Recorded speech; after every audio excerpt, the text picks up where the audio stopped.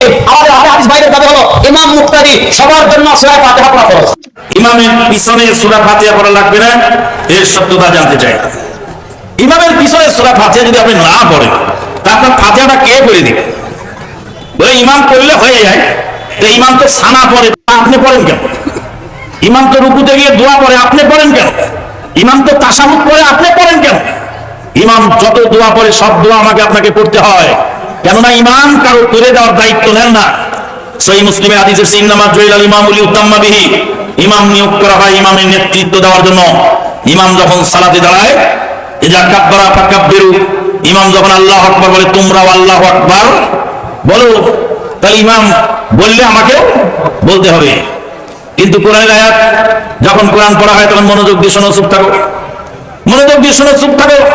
এই কোরআনের এই আয়াত সালাতের সাথে সম্পৃক্ত নয়, কারণ এই আয়াত নাযিল হয়েছিল মক্কায়, আর ফাতিহা পড়ার নির্দেশ আল্লাহ নবী দিয়েছেন মদিনায়।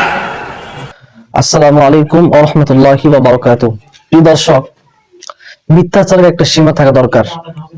এই কথিত আহলে হাদিস শায়েখরা হাদিস নিয়ে এরকম মিথ্যাচার করবে যা কল্পনায় ছিল না। প্রিয় দর্শক, ইমামের পিছনে মুক্তাদি সূরা ফাতিহা পড়বে না, এটা প্রমাণ করার জন্য সে হযরত আবু হুরায়রা রাদিয়াল্লাহু তাআলা আনহু থেকে বর্ণিত একটি হাদিস বলেছে, সম্পূর্ণ বলে নাই, হাদিসের প্রথম অংশ বলেছে আপনাদেরকে। সে যদি পুরোপুরি হাদিসটি বলতো, এই হাদিস থেকে প্রমাণিত হয়ে যেত যে ইমামের পিছনে মুক্তাদি চুপ থাকবে, কিছুই পড়তে হবে না। প্রিয় দর্শক, সম্পূর্ণ হাদিসটি শুনুন। হযরত আবু হুরায়রা রাদিয়াল্লাহু তাআলা আনহু বলেছেন, ক্বালা রাসূলুল্লাহ সাল্লাল্লাহু আলাইহি ওয়াসাল্লাম ইন্নামা জুইলাল ইমামু লিইউতাম্মা বিহি ফাইদা কাব্বারা ফাকাব্বিরু। ইসমাইল মাদানী সাহেব এই পর্যন্ত হাদিসটি পড়েছে। এরপরে রয়েছে ওয়া ইদা ক্বারা ফানসিতু ওয়া ইদা ক্বালা সামিআল্লাহু লিমান হামিদা ফাকুলু রাব্বানা লাকাল হামদ। প্রিয় দর্শক, রাসূল সাল্লাল্লাহু আলাইহি ওয়াসাল্লাম বলেছেন ইমাম নিয়োগ করার উদ্দেশ্য তাকে অনুসরণ করা। সে যখন তাকবীর বলবে তোমরাও তাকবীর বলবে।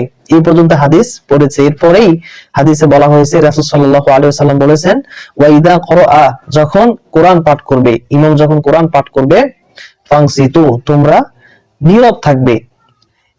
ইমাম যখন সামি আল্লাহু লিমান হামিদা বলবে, তখন তোমরা রব্বানা লাকাল হামদ বলবে। প্রিয় দর্শক, দেখুন কত বড় ধোঁকাবাজ এই সমস্ত ভণ্ড শায়েখরা। হাদিসের প্রথম অংশ বলেছে যে ইমাম সাহেব যখন তাকবীর বলবে আমাদেরকেও তাকবীর বলতে হবে, আর এই প্রথম অংশ থেকে সে প্রমাণ করতে চাচ্ছে ইমাম তাকবীর বললে আমাদেরকে তাকবীর বলতে হয়, ইমাম তাশাহুদ পড়লে, সানা পড়লে আমাদেরকেও পড়তে হয়, ইমাম দুরূদ শরীফ পড়লে আমাদেরকেও পড়তে হয়, তাহলে ইমাম সূরা ফাতিহা পড়লে আমরা কেন পড়ব না? এই হাদিসের প্রথম অংশ থেকে এটা প্রমাণ করতে চেয়েছে। এই হাদিসের যে অংশটি সে আপনাদেরকে শুনিয়েছে তার পরের অংশই বলা হয়েছে ওয়া ইদা ক্বারা ফানসিতু, যখন ইমাম কেরাত পাঠ করবে তখন চুপ থাকতে হবে। তাকবীর বললে আমরাও তাকবীর বলবো, ইমাম সামি আল্লাহু লিমান হামিদা বললে আমরা রব্বানা লাকাল হামদ বলবো, কিন্তু ইমাম সাহেব কোরআন পাঠ করলে আমাদেরকে চুপ থাকতে হবে। এটি হাদিসেই ওই হাদিসটার মধ্যে বলা হয়েছে, কিন্তু আপনাদেরকে সম্পূর্ণ হাদিসটি শোনানো হয়নি। প্রিয় দর্শক, হাদিসটি আবু দাউদ শরীফ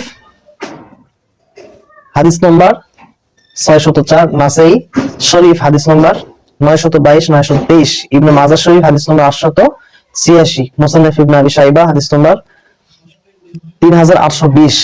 প্রিয় দর্শক, হাদিসটি বিশুদ্ধ, কারণ ইসমাইল মাদানী এই হাদিস থেকে দলিল দিয়েছে। এই হাদিসটি তাদের কাছে স্পষ্টভাবে গ্রহণযোগ্য, এখান থেকে প্রমাণিত। প্রিয় দর্শক, এরপরে আরেকটি মিথ্যাচার করেছে।